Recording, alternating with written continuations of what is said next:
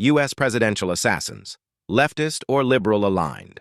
Among those who have assassinated or attempted to assassinate U.S. presidents, a surprising number were ideologically aligned with far-left or liberal causes.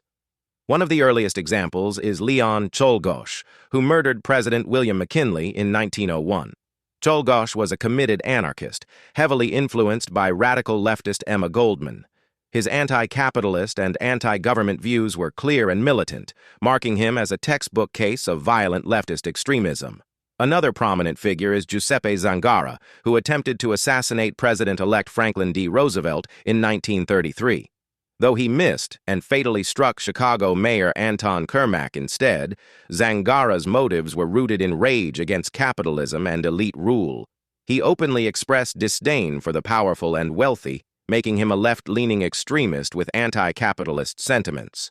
Perhaps the most infamous example is Lee Harvey Oswald, who assassinated President John F. Kennedy in 1963. Oswald was a self-declared Marxist, pro-Castro communist, and former defector to the Soviet Union. He openly hated capitalism and American imperialism and sought asylum in the USSR, strong indicators of his radical left-wing ideology. Lynette Squeaky Fromm attempted to assassinate President Gerald Ford in 1975. A member of the Manson cult and a radical environmentalist, Fromm embodied eco-leftist extremism, motivated by a blend of cult loyalty, radical nature worship, and anti-establishment sentiment. Just 17 days later, Sarah Jane Moore also attempted to assassinate President Ford. Moore was a far-left revolutionary sympathizer, deeply involved with radical progressive movements, and even worked as an informant for the FBI in leftist circles. James Hodgkinson stands as a recent example of violent left-wing extremism. In 2017, he opened fire on Republican congressmen during a baseball practice, seriously wounding House Majority Whip Steve Scalise. Hodgkinson was an open Bernie Sanders supporter who expressed violent hatred toward President Trump and Republicans in general. His social media history and statements before the attack were filled with far-left rhetoric.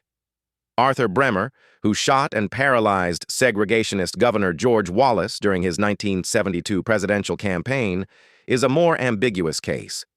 His diary revealed a desire for fame rather than political revolution. Still, some of his writings hinted at resentment toward conservative figures, placing him in a possibly left-leaning but ultimately apolitical category. Two other well-known assailants, Charles J. Guiteau, who killed President James Garfield in 1881, and John Hinckley, Jr., who attempted to assassinate Ronald Reagan in 1981, were not ideologically motivated. Guiteau was a delusional man who claimed affiliation with a stalwart faction of the Republican Party, but his actions were more about personal grievance and mental instability than politics. Hinckley, similarly, had no ideological motive. His attack stemmed from a disturbed obsession with actress Jodie Foster and a desire to gain her attention. Mentally ill or apolitical assailants. Some attackers fall clearly into the category of mental illness or apolitical extremism. Richard Lawrence, who attempted to shoot President Andrew Jackson in 1835, believed he was the King of England and acted out of complete delusion. Samuel Bick, who planned to hijack a plane in 1974 and crash it into the White House to kill Richard Nixon, exhibited signs of extreme instability and anti-Nixon populist rage. Though he expressed some anti-capitalist leanings, his motivations were primarily personal and psychological. Oscar Ramiro Ortega Hernandez, who fired shots at the White House in 2011, believed President Obama was the Antichrist. His motives were rooted in religious delusion, not liberal ideology, and he does not belong in either mainstream political category. Summary by political leaning. When we categorize presidential assassins and their attempted counterparts by ideological leaning, a clear pattern emerges. At least 6 to 7 out of 11 notable attackers were clearly aligned with leftist, Marxist, or progressive ideologies, including Leon Czolgosz, Lee Harvey Oswald, Giuseppe Zangara, Lynette Fromm, Sarah Jane Moore, and James Hodgkinson, with Arthur Bremer as a possible addition. One central figure, John Wilkes Booth, who assassinated Abraham Lincoln.